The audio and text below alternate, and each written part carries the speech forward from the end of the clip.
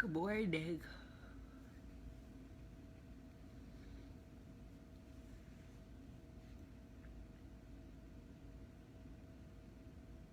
Good morning.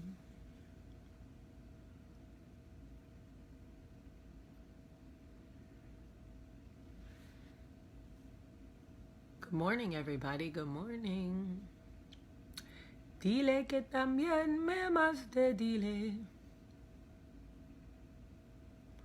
Good morning, good morning, good morning. Good morning, everybody, and welcome to Coffee Talk. It is Wednesday. It is hump day. Halfway to the weekend, folks. Halfway to the weekend. Halfway to the weekend, folks. Halfway to the weekend. Oh, my back hurts.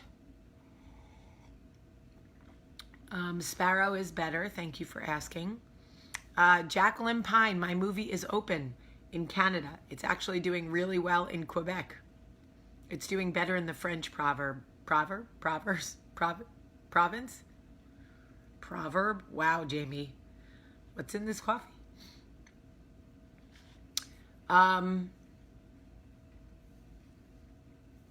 How's everybody doing this morning? Thank you to everybody who has sent me pictures of themselves at the movie, pictures of your tickets. It means so much to me. I say it every day, but it does. I have to tell you guys the funniest thing. You know how I always say there are people who watch Coffee Talk solely for what I can give them. They have zero interest in giving me anything. And that's fine. I don't do Coffee Talk for anything in exchange.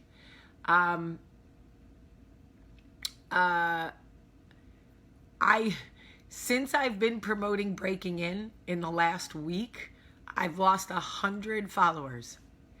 100 people decided they were tired of hearing me talk about my movie at the beginning of Coffee Talk.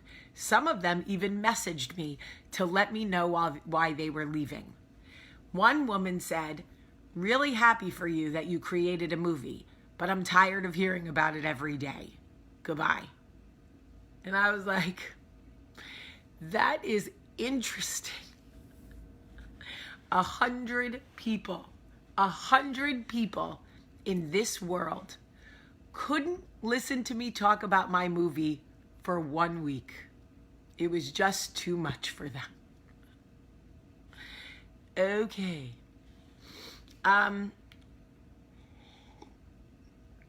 Anyway, go see Breaking In if you haven't seen it already. Please. You can go any day this week. You can go next weekend. It all counts. It all matters. Please continue to send me pictures of yourself, of the tickets. I love it. I'm going to put together a whole video at the end of all of this and post it so you can see how many people really went to see the movie. It's amazing. Anyway, so I got to tell you guys this story. Now, I have truly seen it all when it comes to narcissists. At least I thought that I had. I dated one for 2 years. I lived with one my whole life. I really believed that I had seen it all. But this too much. Okay, so the guy that I dated before Michael was a textbook narcissist. So damaging to me as a human being.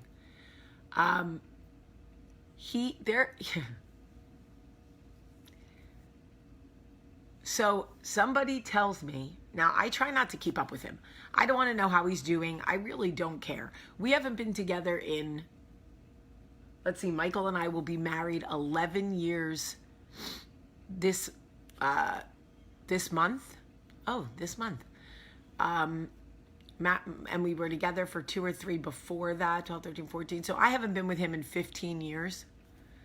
I really could give a shit. Actually, at this point, I don't even hate him anymore. So like, I hope he's doing well. I don't want anything bad for him. But I guess I believed somewhere in my mind that after 15 years, he would, I don't know, grow, heal, I don't know.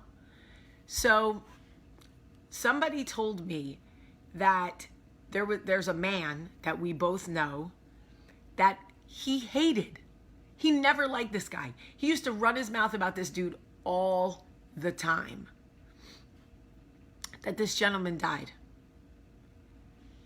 And my ex went to this funeral and apparently made it all about him.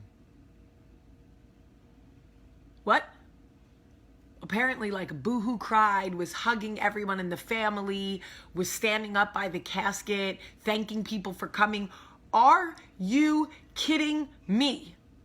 You are standing next to the casket of somebody that is not your family, that is not your best friend, thanking people for coming like some sort of greeter? Apparently the family was so confused but filled with so much grief that they didn't say anything. How in the world do these people manage to become the bride or groom at every wedding? I know you've heard this saying. And the corpse at every funeral. It's all about them. I remember when I was getting married. If you read The Southern Education of a Jersey Girl, you know the story. My mother made it about her hair the whole day. There wasn't one solid 10-minute break period of time that I did not hear about her hating her hair and how it was ruining her whole day and she couldn't be happy because her hair was terrible. If you don't get your ass, but okay, fine. A wedding, fine. Somebody's going to end up being happy anyway. But a funeral? How do you commandeer a funeral for someone you didn't even like? The thing about the narcissist is they literally cannot function unless they're the center of attention. They want to manipulate and control everybody's emotions, even at the expense of somebody who is dead. Even at the expense of somebody who is dead. Y'all, I swear, with my wedding, I thought I had seen it all. I thought I had seen it all. And now my mom laughs about it. She's like, oh, remember when my hair didn't? I'm like, and at my bridal party, she had a toothache at my bridal shower. So the whole bridal shower was about her toothache. So I got the toothache and the bad hair. So now when my sisters tell the story, like, oh my God, remember at your bridal shower when mom had that massive toothache? That's what people remember. Remember at your wedding when mom hated her hair and Carolyn had to...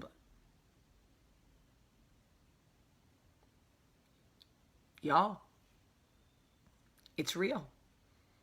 It's real life. And it happens to a lot of us. A lot of us have people in our lives who would steal like the thunder out from underneath like Hercules. Isn't he like the god of thunder or something? I don't know. But you know what I'm talking about. I just want you to know that if you are in a situation with somebody who has commandeered any good time in your life, any special, important event in your life, it is not about you. It is not at all about you. You are enough. You deserve happiness. It is about them. They literally cannot stand to see anybody else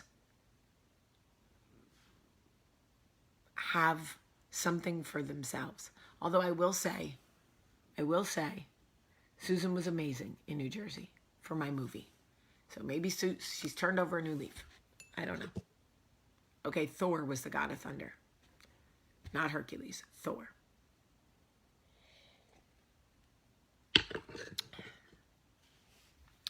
And I know that there are so many of you watching going, oh my God, I thought it was only me. I thought I didn't deserve happiness. I thought that no. Nope. Apparently it happens to all of us. And then they are always the victim. How could you be mad at me? I had a toothache. Wait, what do you think? I wanted the toothache? How could you be mad at me? My hair looked terrible. You think I wanted to walk down the aisle at my daughter's wedding with bad hair?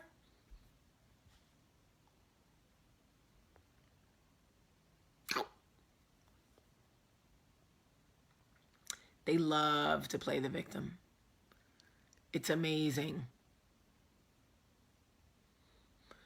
I'm sorry, but to commandeer a funeral, that's where I draw the line. Like, seriously. And you know what? He doesn't watch Coffee Talk. He's never going to see this. I don't even care if he does, to be honest with you. If you are a narcissist and you are watching this, you really need to reevaluate your life.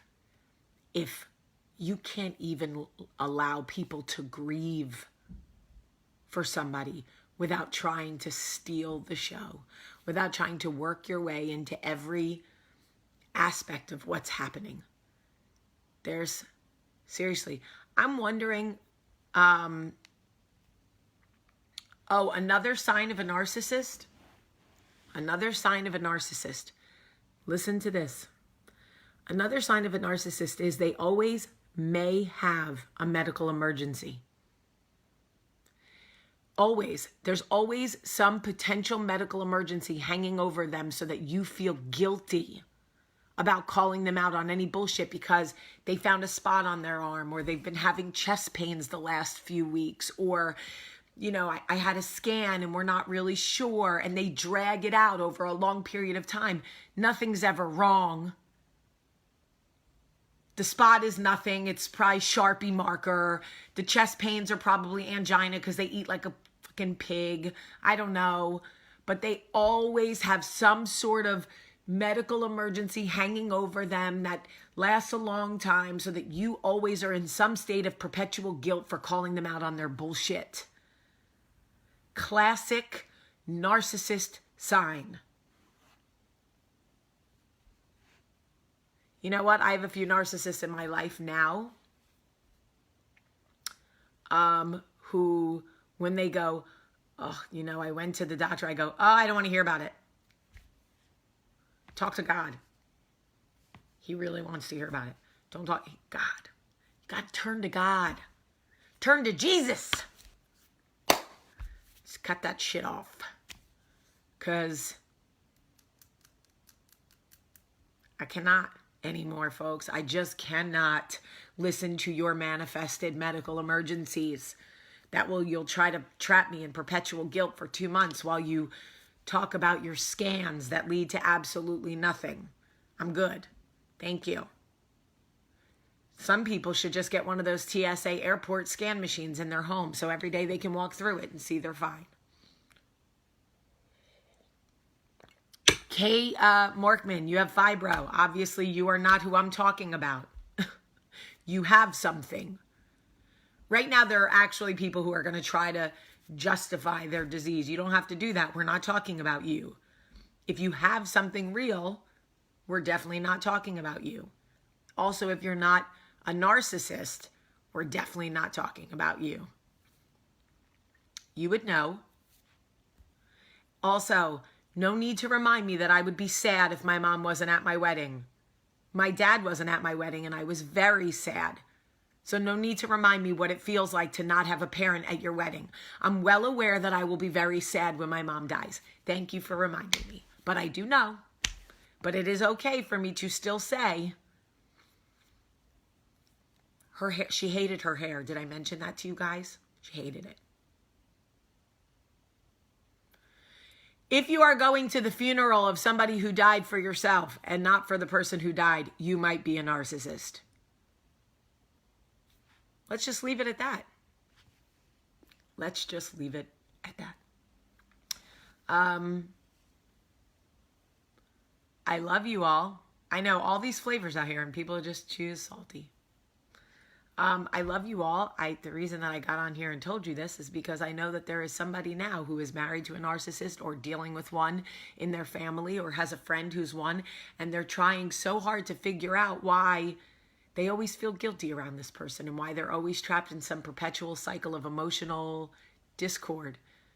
That is why. And essentially, if you get married or you die, there's a good chance they're going to commandeer your whole day. And I'm never going to stop talking about it because it sucks and it is hurtful. And it sucks. And I want you to know it sucks for you. It sucks for me. It sucks for everybody dealing with it. And if you are married to a narcissist, I am really, really sorry for you. I really am, because I know what it's like to love somebody like that. And it is so hard. It is so hard. I love you guys so much today. There's a share button right there. You may want to share one. And I'm going to ask you if everybody can please get one person to come follow this page, and we can get 100 followers back and give a 2 ditty to the people who left because of my movie. So that is your homework. Try to get one person to come like this page today, and let's see if we can get our followers back up. Also, go see Breaking In because you love me. Even if you don't like movies, just go because you love me. All right. I love you guys so much today. Have a great, great day.